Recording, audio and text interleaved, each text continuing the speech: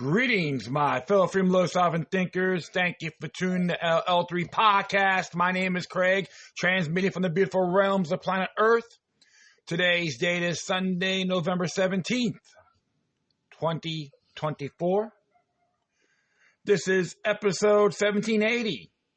Are Democrats forming a shadow government? And Pentagon fails 7th audit. Before I proceed, we can follow me on multiple social media sites and podcast channels. Just type in Looky Luck number 3, Looky Luck Roman number 3 with 3 eyes, or the Looky Luck Roman 3 podcast. Furthermore, if you have any questions, comments, recommendations, etc., whatever you do, please use decorum. You could go hit me via email to ll3.podcast@proton.me. If you're not donate, go to paypal.me or cash.app/look number 3. Not, follow me on Steemit at LL3-podcast. Oh, man. Interesting times, right? $1 billion down the drain. Lousy marketing. Folks are being weak and pathetic. Sorry about that. My dogs had a little argument, but nothing really serious.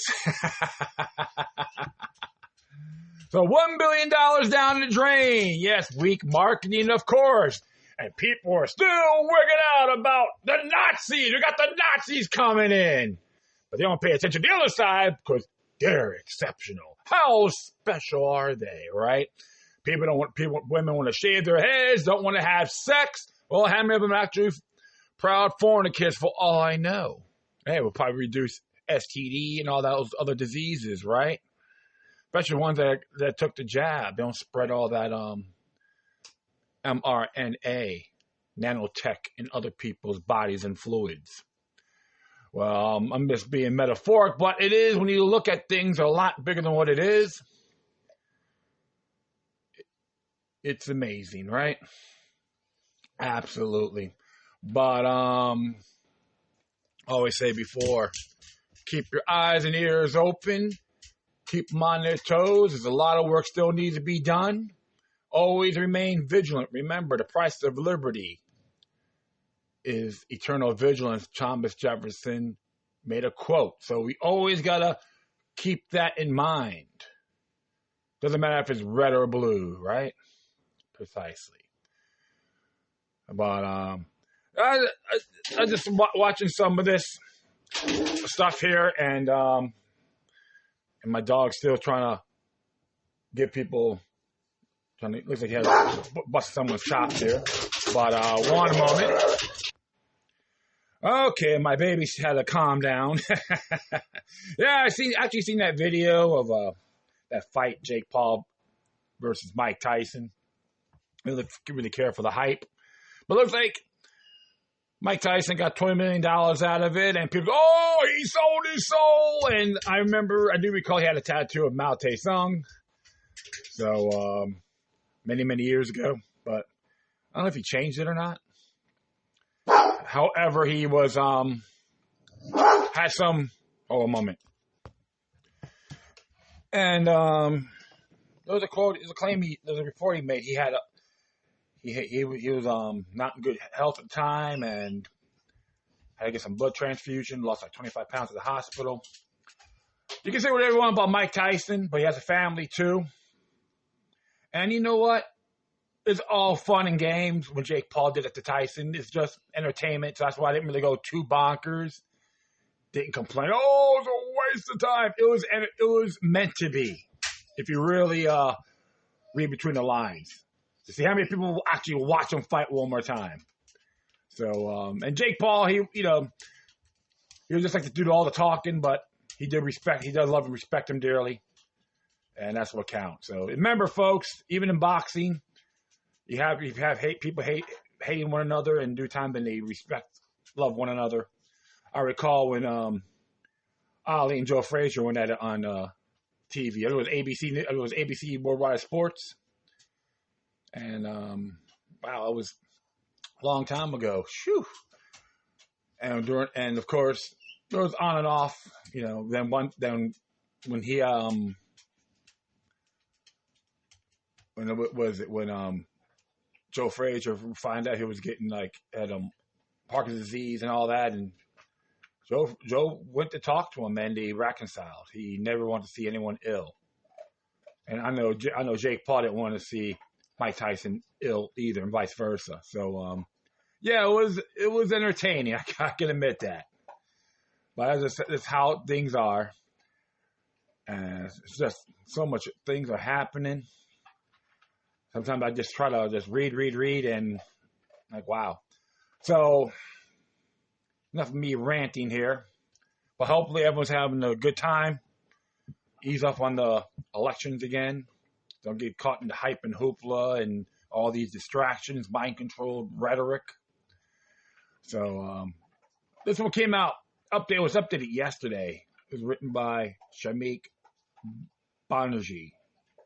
I think it's from a newspaper from India. Well, it caught my eye on this article, but I've seen a video clip of this. Actually, I got two video clips from this one, from this gentleman we're going to be talking about. Are Democrats forming a shadow government? What it means and why it matters. This is what he has to say here. During a White House speech, Democratic Representative Wiley Nickel expressed concerns over Donald Trump's cabinet appointments of close aides, signaling potential Democratic opposition if Trump's agenda conflicts with public interest. Nichols' remarks made amid the presidential transition have stirred concern among GOP members about a shadow government. Amid the ongoing transition of power in the United States after Donald Trump's election as president, a speech by Democrat House of Representative Wiley Nickel of North Carolina has sparked concerns in the GOP. Nickel, speaking at the White House on Friday, reacted to Trump's appointment of his close aides to top positions in his cabinet, saying that there are Democrats in the House to oppose Trump if the agenda is against the people. And videos, I'm going to put the actual videos up on here because the one I witnessed is from part 2. And I actually got part 1 also, which caught my attention. So I want to play you part 1 of this address by Congressman Nickel. Here it is. Last week stung. As Democrats, we simply failed to convince the American people we have better ideas to solve their problems. But we do. Now we need to dust ourselves off and get ready to fight. We can't let Donald Trump's extreme MAGA agenda go unanswered or unopposed. Zone defense isn't going to work. We're going to have to go man on man. So here's an idea for how to organize our opposition. We need to borrow from our British friends and appoint a shadow cabinet to fight back against the worst abuses of a second Trump administration. The special relationship between the United States and Britain extends not just to our strength on the global stage, but also to our shared commitment to democracy. Across the Atlantic, the British have something we don't, a team from the opposition that mirrors the government's own cabinet members. They watch the cabinet closely, publicly challenging, scrutinizing, and offering new ideas. It's another form of checks and balances, a quiet guardrail that holds those in power accountable. With a shadow cabinet, there's no hiding. Each decision by the government faces a ready counterpoint, not just from the media and voters, but also from political leaders poised to step in. Shadow cabinet members can also become the clear point people for advocacy and grassroots organizers, making it easier to unify and amplify the solutions that those in power are ignoring. It's democracy's insurance policy, and it strengthens the government too. There's no room for lazy ideas when rivals stand ready to step in. Last week stung. As Democrats, we simply... Well.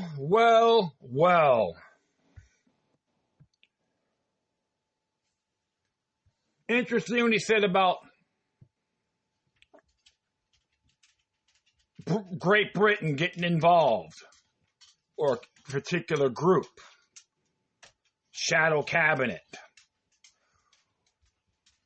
This is chilling, my friends. It doesn't matter if you're a Democrat, Republican, etc. What he's saying is okay to support the dangers of foreign powers and influences.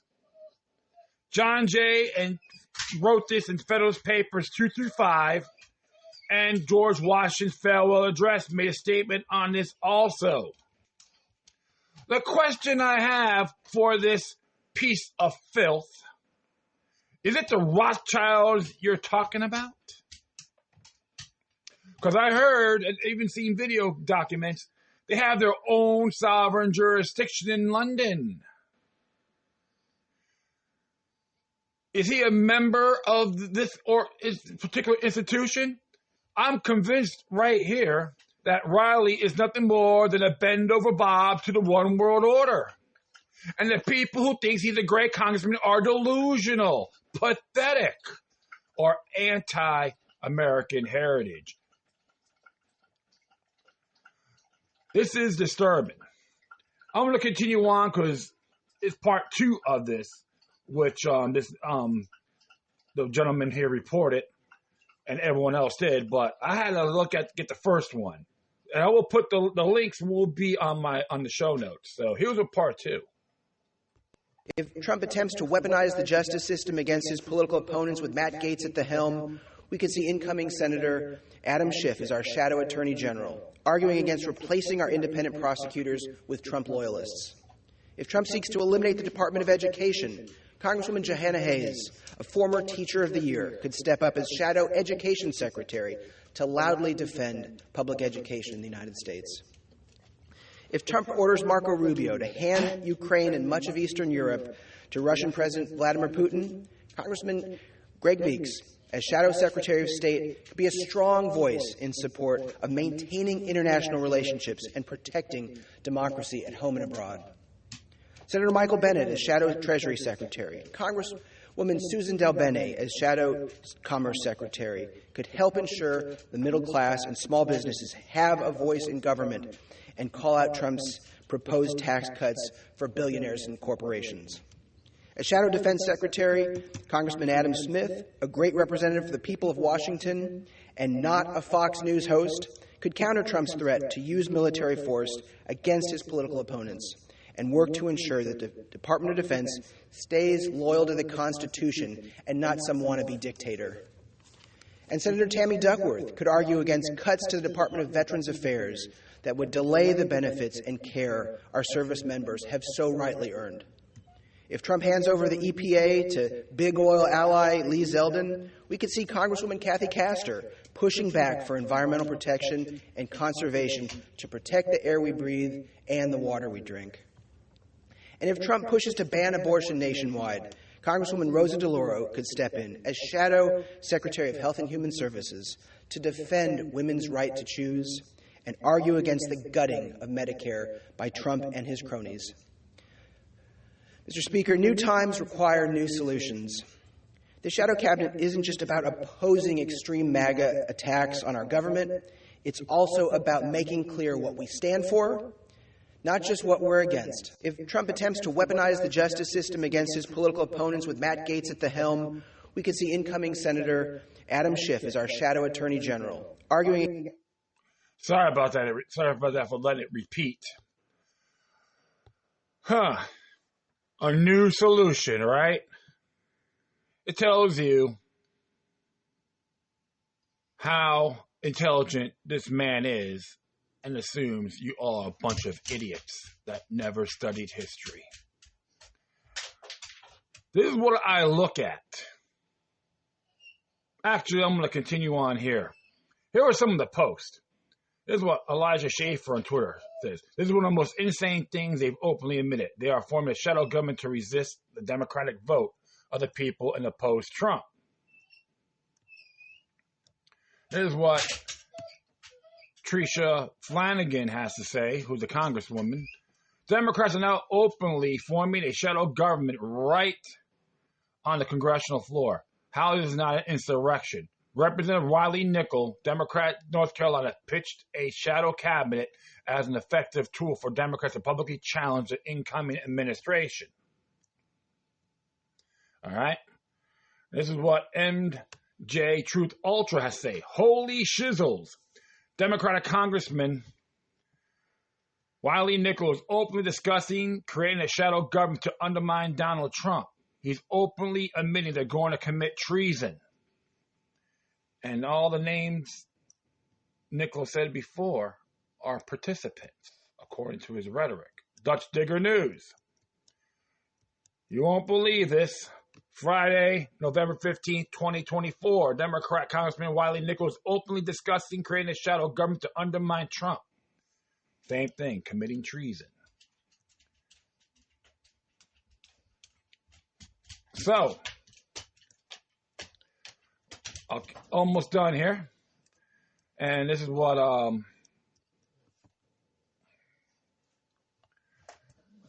hold on here.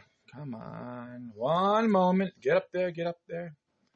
What else did Wiley Nickel say after the Democratic Party's loss in the November 5th elections? There is increasing fear about some of the radical agendas of Donald Trump, especially among Democrats, most likely to address those concerns. Nickel was speaking on the Blue Party role for the next 4 years to serve as the opposition in U.S. Congress. Of course, if Trump seeks to eliminate the Department of Education, Congressman Johanna Hayes, a former Teacher of the Year, could step up as Shadow Education Secretary to loudly defend public education in the United States. Same thing, he said the same thing about Rubio. I guess you've seen that on the video. And, good. Of course, I'll just read this all the paragraph anyway. What the heck? If Trump orders Marco Rubio to hand Ukraine and much of Eastern Europe to Russian President Vladimir Putin, Congressman Greg Meeks, as a shadow Secretary of State, could be a strong voice in support of maintaining international relations and protecting democracy at home and abroad. So, this is when people have to agree what other people said. He has committed treason. On its face. Documented. Done. This is how derisive this ingrate and the goofballs are trying to do. This can be a distraction, of course, to get us all wound up and have the invaders come in. There's some claims on that with the open borders policy, which I'm convinced this man is a Club of Rome crap bag. And this is what treason says in Article 3, Section 3 of the U.S. Constitution. Clause 1, meaning treason against the United States shall consist only in levying war against them or in inheriting to their enemies, give them aid and comfort. No person shall be convicted of treason unless on the testimony of 2 witnesses to the same overt act or on confession in open court. Prima facie just cause. He just admitted to everyone he's committing treason. And clause 2, punishment. The Congress shall have power to declare the punishment of treason, but no attainder of treason shall work corruption of blood or forfeiture except during the life of the person attainted. This is what it says here in the U.S. Congress, section, is it 18 U.S. Code, Chapter 115. This is Section 2381.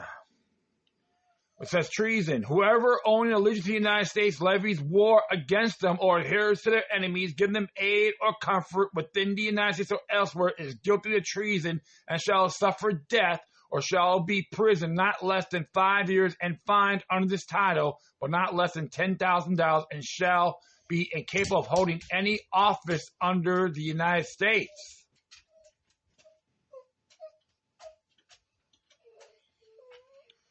All right. interesting there. So, and of course, misprision of treason, right? Doesn't say anything about that. Who cares? But this is, we can say, possible insurrection, right? Let's see what insurrection has to say here. Rebellion, insurrection. Section 2383. Whoever incites, sets afoot, assists, or engages in any rebellion or insurrection against the authority of the United States or the laws thereof, or give aid or comfort thereto, shall be fined under this title or imprisoned not more than 5 years or both, and shall be incapable of holding any office under the United States.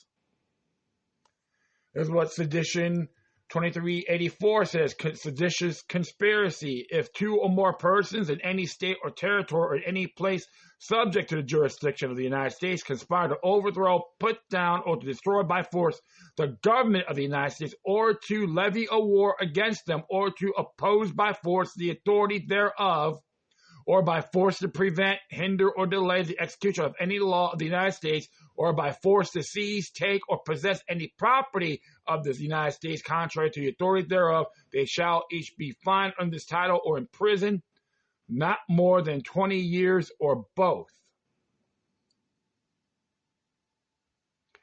So, a lot of stuff here, right? And it tells you plenty of others as well. So I will put that link in here. Even on advocating overthrow of government. That's section 2385. So I'll let you. We'll keep the links on there handy. But this is very, like I said, unacceptable. So I know Nick Wiley is a puppet to the Rothschilds, allegedly speaking, or to the banksters, the control freaks, the hidden hand. He just openly admitted it. We'll have our British allies involved in these secret societies. So they do it, so can we. Follow the herd, just another cow. A true herd conformist. Exactly. So, here's what his voting record says. This is from the newamerican.com, John Birch Society. You don't have to be a member, but I'll say this. When it comes to constitutional facts, they're very good. As a congressman, as a congressman of this year, 118th district, he got a 3% constitutional approval.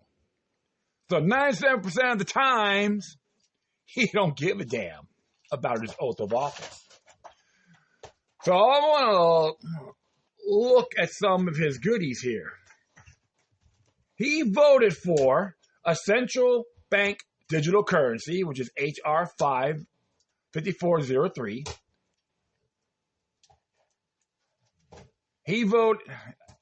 Wait a minute. Oh, wait, actually, he voted no. And it's funny because it's about the central bank digital currency. Good vote, yes. He voted no, so I apologize for that. He voted on H.R. 5403, and he voted yes on federal grants, have the federal government funding local law enforcement. That should be a state and local issue. That's Senate Bill 546, and he voted yes on H.R. 4824, carbon sequestration. So have more UN agenda, and he does support giving aid to Ukraine, which the whole thing's a sham from the beginning. And the ones that are getting screwed the most are the people living in Ukraine, the entire region, the entire area, including Donbass. They're suffering the most. The people are getting screwed, not their government. Okay, but he supported more aid to Ukraine, which is H.R. 8035. And the FISA reauthorization, he voted yes. So he's pro Big Brother. That's H.R. 7888. And he voted for the Consolidated Appropriations Bill with a lot of constitutional agencies, H.R. 2882. And, of course, H.R. 4366 he voted for. More big spending on federal government programs. And the Mayorkas impeachment, he voted no. So he is a Club of Rome, another Club of Rome pawn, all right? Uncle Tom, a Teresa's quack, and Benedict Arnold is more of a man than this ingrate. And defunding OSHA, he voted no. Believe it or not, Richard Nixon he got that. He supported it. So and like it's fine by somebody like a department like OSHA. I'm not saying they're bad, but they're in the wrong department. So you go look at that. Of course, IRS firearms and ammunition. Federal government not constitutionally authorized in domestic law enforcement, but he voted. He thinks that's a bad idea. Yeah. So he voted no. That's HR 4664. And the funding kill switch mandate. That's 4820. HR 4820. Yep, he voted no. So he loves kill switches and all that. And national monument declarations. All right. He voted no on that. HR 4821. Continuing resolution. Congress needs to cut spending to avoid fiscal disaster. He voted yes. And that bill funds federal government as bloated fiscal 2023 levels. That's HR 5860. One moment. All right. So, and of course, he voted against prohibiting UNESCO funding. another UN bill, of course. He voted no. He thinks, we should fund them. That's HR 4665. Migration and refugee assistance. This program encourages increased immigration, which is a tool to deep state, so fundamentally transform the United States, be deliberately changing the country's demographics, thus radically alerting the voting patterns of the nation.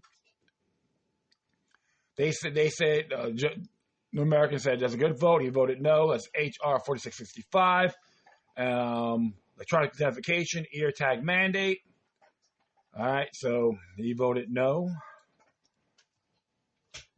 And here's the thing. It's a big deep here. This is the one that gets my goat the most. A lot of these things do, okay?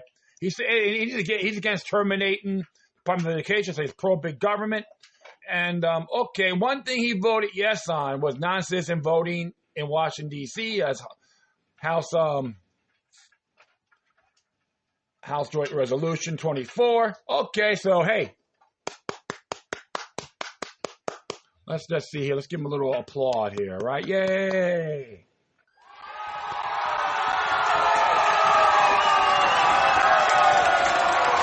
All right, enough of that.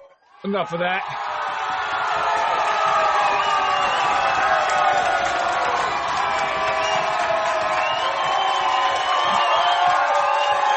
All right, yeah, about to go. We'll give him that, right?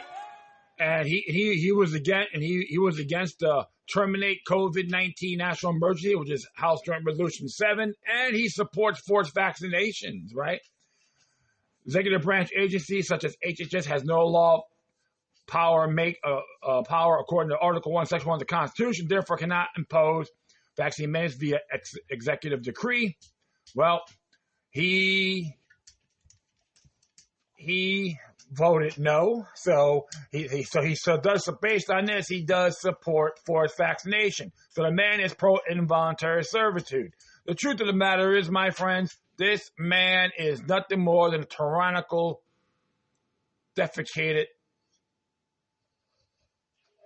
fool. Okay, he is not pro U.S. He hates our Constitution, hates our Bill of Rights culture, and the people who voted for him think he's a great man. You're nothing more than delusional fools. Let's go to your district and use that place in that house. Why? You like nickels? Yeah. That felt good. What do you do that for? Give it a taste of your own medicine. Well, that's one thing I got to say about Wiley. Yes, he declares that he wants to be thrown in prison. That's right. So Wiley, Nickel, you are weak, pathetic, and you're nothing more than a globalist Uncle Tom. Deep down inside, you know I'm right, and prove me wrong if you dare. I'll be right back, so stay tuned. All right, I'm back. If you hear something in the background, it's my dog chewing on some milk bone dog biscuits. A little bit too excited right now. So this one came out yesterday, if I'm correct, right? Yeah, it came out yesterday. It's from the Epoch Times. Pentagon fails 7th audit in row. Aim for clean audit in 2028. Auditors recommended enhanced monitoring, timely variance resolution, and standardized process to ensure compliance with accounting standards. Lloyd Austin, yet the CFR chump that he is. It is written by Tom Azimek. For the 7th year in a row, the Department of Defense, DoD, has failed its annual financial statement audit, a massive undertaking meant to ensure accountability for its $3.8 trillion in assets and $4 trillion in liabilities. Despite the setback, Pentagon officials highlighted incremental progress and reaffirmed their commitment to securing a clean audit opinion by 2028. So that means 2025 to 2027 will be pretty crappy, right? Allegedly speaking. So I will continue on.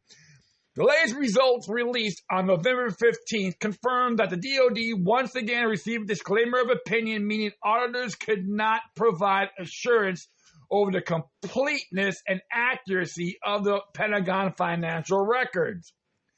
This year's audit, like the 6 before it, exposed persistent challenges in the DoD's financial management systems.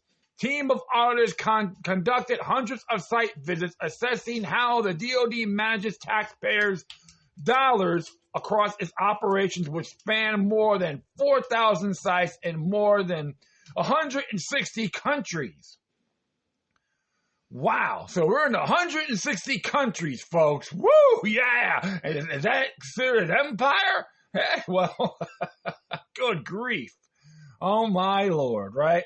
On the 28th of the 28 sub-audits conducted across Pentagon entities that undergo standalone financial statement audits, only 9 receive unmodified clean opinions. Only 9. All right? Let's just see here. Another entity received a qualified opinion while 15 entities were issued disclaimers. 3 audit opinions remain pending.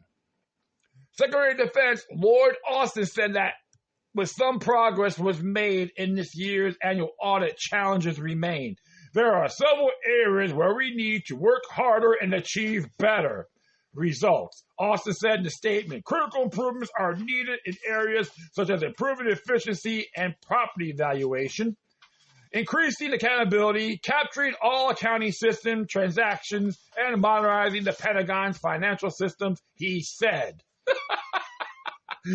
Oh, probably say, if you run amok, or we gotta call you out. That's what CFR says. Okay, boss, I'll do what you say, Master CFR. Another globalist hack is trying to make this statement. What is it always going to be next, right? Go, another beaker on parade. The audit report revealed that the Pentagon reported a fund balance with Treasury FBWT of $855.5 billion, but failed to perform accurate and timely reconciliations, increasing the risk of material mistreatments. The key issue noted in the report include unresolved variances and inadequate internal controls in the reconciliation process. The Pentagon also reported $452.1 billion in general equipment and internal use software, but failed to provide adequate documentation or controls to support its valuation, raising the risk of inaccuracies in its financial statements.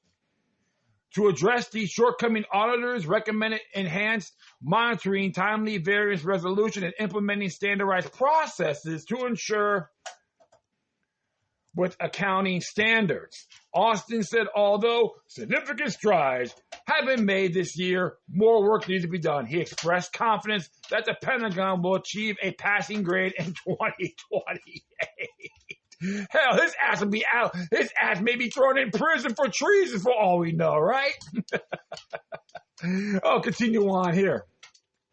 We are determined to reach this milestone. I have zero tolerance for fraud, waste, and abuse in the Pentagon or elsewhere in the department, he said. Man, this guy, he's like, hi, I'm a man in a plastic bubble. I do no wrong. Don't say I'm corrupt. You'd be considered a racist if you make those claims. He's a Willie snowflakes, right? All right, I'm going to continue on. Despite failing to pass the annual audit, the Pentagon made progress in resolving key material weaknesses identified in prior audits, according to Mike McCord, the DoD's chief financial officer. Mike McCord, singled out of the U.S. Marine Corps' unmodified audit opinion, a first for the branch, as a model of success driven by a high-level leadership and sustained effort. We expect the same commitment from the leaders of other military services, McCord said in the statement. The Pentagon also closed its DoD-wide contingent legal liabilities, material weakness, and made progress in other critical areas, with 19 material weaknesses closed or downgraded in 2024, including improvements in fund balance with Treasury reporting, according to McCord.